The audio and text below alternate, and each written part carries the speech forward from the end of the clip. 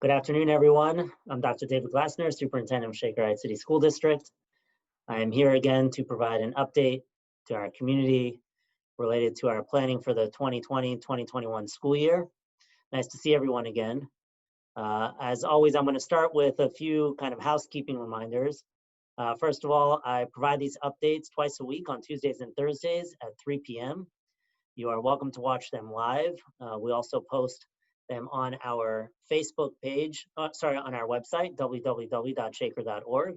You can watch them, the recorded version after the fact, and we also post a transcription of this message along with translation of this message, along with the video, the archived video recording. You are always welcome to submit questions in advance. You can find the question submission form on our website, shaker.org. Or you are welcome to post questions in the Facebook live chat box or in the Zoom chat panel. While we can't answer those questions live, we do try to get to them at a later date, and we certainly monitor them. Speaking of questions, the format for today will be a little different. We are in the thick of planning and going through lots of different details. I want to give our community an update on where things stand. But I may not have time to get to questions today. I apologize in advance. I do hope to proactively or preemptively answer some questions that I know people have asked during the course of my update today, but those questions that I'm unable to get to today, we will certainly address down the road. So thank you very much for continuing to engage and provide input and feedback as we continue our planning process. With that, I'm going to share my screen so I can just share some slides. All right, today is my summer update for July 9th, 2020. I'm going to talk about a few different topics today, starting with the delay of our announcement, of our plan announcement. I'll talk about where we are currently in our planning process and provide some information about Shaker Virtual Academy and then some other topics that I want to get to today. So I'm just going to start by talking about the delay of the plan announcement. We had hoped today that we're going to be able to announce our plan for the 2021 school year. Unfortunately, we are still considering different options and particularly looking more closely at continuing to explore 5-day-a-week models, particularly for our younger students at the kindergarten level, kindergarten through 4th grade, looking at those different options, and we just did not feel comfortable announcing a plan without having continue to exhaust different options and leaving no stone unturned. So we hope to have a plan announcement, hopefully at some point next week.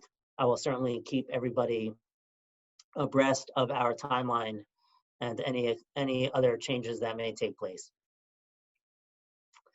Before I talk about the planning that has taken place over the past few days, I do just want to review kind of where things have stood up until now and some of the guiding principles that we've used to inform our planning. First of all, and most importantly, we are prioritizing student and staff health and safety. Each day that goes by, we see an increase in the number of COVID-19 positive cases across Ohio and within the Cuyahoga County, and even within Cuyahoga County, within Shaker, we see an increase in the number of positive cases. And so we know that providing a healthy and safe environment for our students and staff is of paramount importance. And that is really shaping and guiding our plans. Also, in our planning process, we are making sure that we are aligning our plans with the district strategic plan. Our district strategic plan rests on 2 pillars, educational equity and the International Baccalaureate Framework. And so that plan and the work that underlies that plan is really guiding our planning for the upcoming school year. The state has also released some guidance that we are aligning our plans with. First, like us, their first priority is to make sure that we're keeping our children and our staff safe, and of course, providing opportunities to educate them.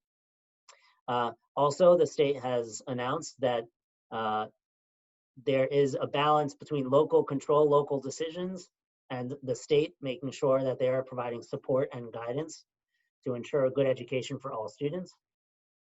And of course, there is a strong consensus that students need to get back into our school buildings, and this is a consensus that we certainly share.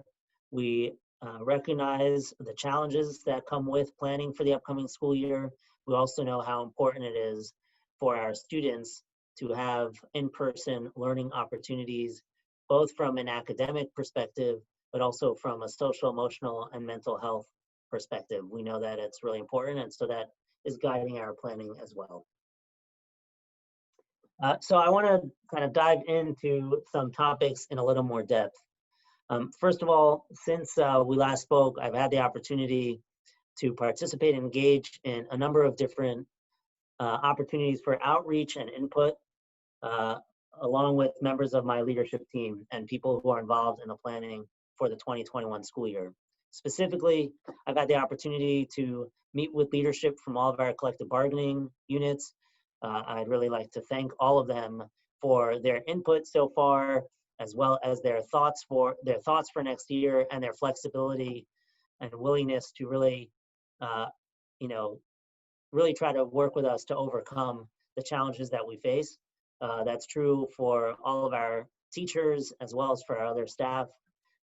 We really appreciate the thought that you're putting into the plans for next year already, and we know that you're going to continue to dedicate your time to making sure that our students have excellent educational experiences as we implement our plans next school year.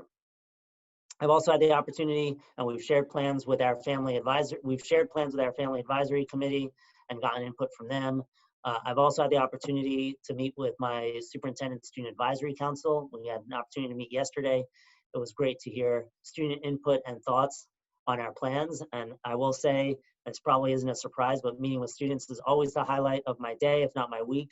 And of course, our students really had insightful questions, really very detail oriented. So thank you to the Student Advisory Council for all of your help and support.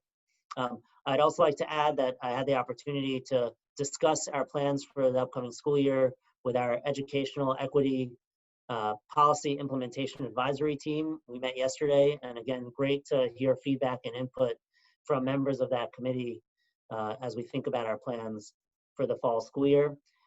As always, there are opportunities for community members to continue to provide feedback and input. We have a standing feedback form that's up on our website. You are always encouraged to provide your input and feedback through that form. I know that we've also continued to receive emails with people's ideas, questions, and suggestions, and we really do appreciate your thoughts and ideas.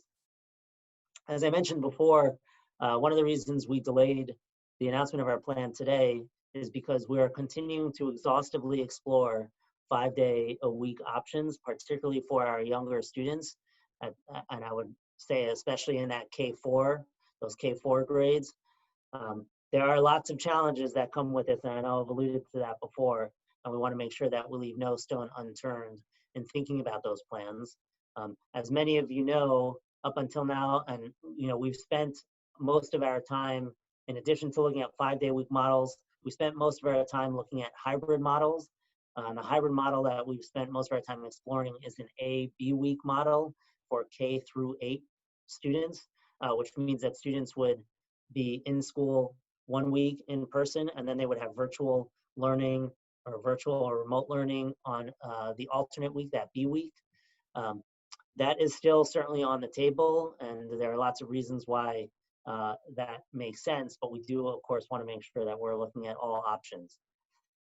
And high school, as I've alluded to in previous updates, is a little different. For the high school, the hybrid model that we're looking at is what we call 3/4 hybrid, where students would be in person 3 days a week, and when they're in person, they would be in person for 4 hours or half a day. And when they're not in person, they would be engaging in virtual or remote learning. Another update that I'd like to provide our community with is that we are strongly considering making a change to our school calendar. Many of you may have heard that other districts have pushed back the start of school for students to provide enough time to prepare for the upcoming school year. We're looking at something similar. Currently, our students are scheduled to return to school on August 19th. That's a Wednesday. We are considering pushing back the start of school for students to Monday, August 24th. That would provide 3 more days for our teachers and staff to prepare for the upcoming school year, to make sure that we have all the structures and spaces set up necessary to have a successful school year. So again, we're considering pushing back the start of the school year from Wednesday, August 19th to Monday, August 24th. We're still working out some final details, but if that is going to move forward, then that will be a recommendation I would make to the board, and that will be present for us to discuss at our board meeting this upcoming Tuesday, July 14th. So more information to follow. The other thing I want to add is, in addition to considering pushing back the start of the school year from Wednesday, August 19th to Monday, August 24th for students, we're considering the idea of having the first Friday of that school year be a professional day for our teachers and staff to reflect on the first 4 days of the school year and just continue to revise and strengthen anything that needs to be changed in terms of making sure these structures are successful. So what that would mean is that students would come back to school on Monday, Tuesday, and Wednesday and Thursday of that week, either in person or virtual. And then on Friday, we would have a professional day for our faculty and staff, and students would not have school that day. The other thing I would like to mention is we're certainly considering, as we plan for the start of the school year, we're certainly considering ways to make sure that we are providing opportunities for students to be oriented to school in general and to this new model or this new way of doing school. So we would expect to have some orientation activities and possibly some kind of phased in approaches to the school year during that first week of school. And I hope to have more information to share soon, but I just wanted to make sure our families were aware of that potential change. We have gotten some questions related to the Shaker Virtual Academy. Shaker Virtual Academy, just to refresh everybody's memory, would be an opportunity for students who, for whatever reason, are unable to return to school in person. All of their learning would take place online or virtually. We are expecting to roll out an enrollment process or an enrollment form for the Shaker Virtual Academy in the near future, most likely within the next few days. We know that families who are interested in that online option want to have a chance to start enrolling their students in that virtual option. And on our end, we know it's going to be very helpful to have a sense of how many of our students, what grade levels expect to be enrolled in that virtual academy.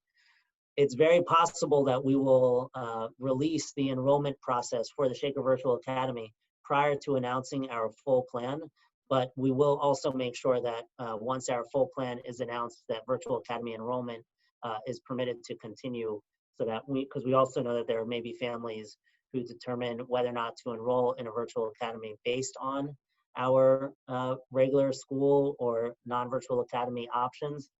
So we'll make sure that there is some overlap there. But again, we expect to release the Shaker Virtual Academy enrollment process in the next few days, most likely at the beginning of next week. Another thing I want to go over is guidance from the Cuyahoga County Board of Health. I know on the slide it says CCBH, that stands for the Cuyahoga County Board of Health. As I've mentioned in previous updates, we are in regular communication with the Cuyahoga County Board of Health.